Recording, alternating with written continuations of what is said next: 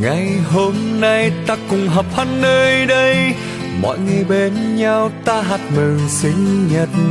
1, 2, 3 ta cùng thôi tắt nên Happy birthday to you.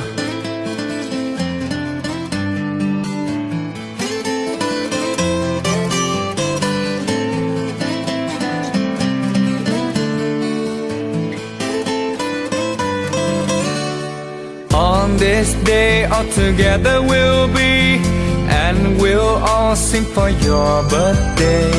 1, 2, 3 we blow out the candles. Happy birthday to you.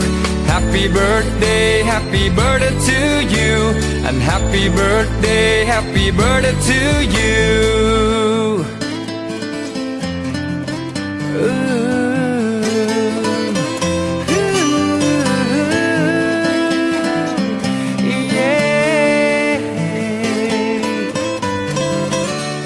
Ngày hôm nay ta cùng họp hắn nơi đây, mọi người bên nhau ta hát mừng sinh nhật. 1, 2, 3 ta cùng thôi tắt nên Happy birthday to you. On this day all together we'll be, and we'll all sing for your birthday. 1, 2, 3 we blow out the candles. Happy birthday to you. Happy birthday to you.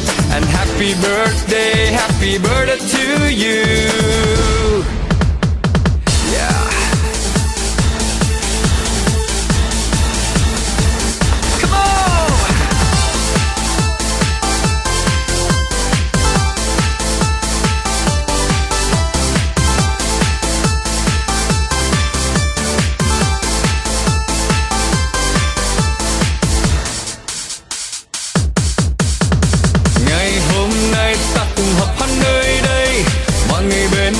Ta hát mừng sinh nhật.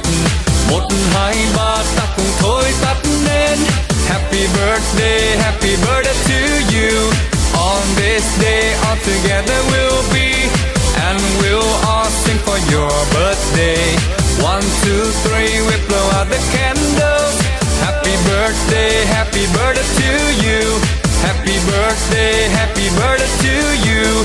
And happy birthday to you.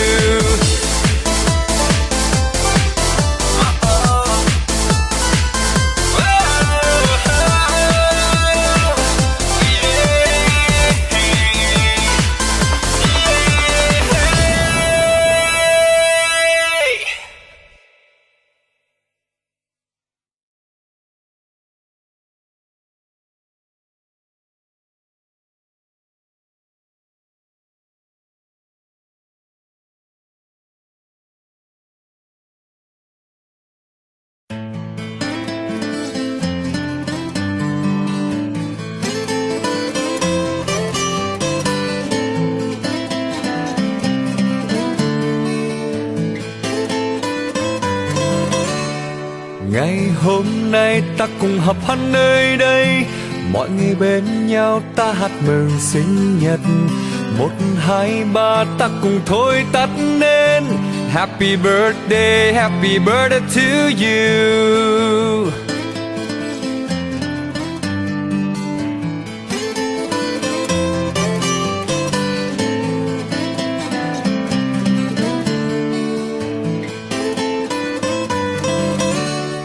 On this day all together we'll be, and we'll all sing for your birthday. 1, 2, 3 we blow out the candles. Happy birthday to you. Happy birthday to you. And happy birthday to you.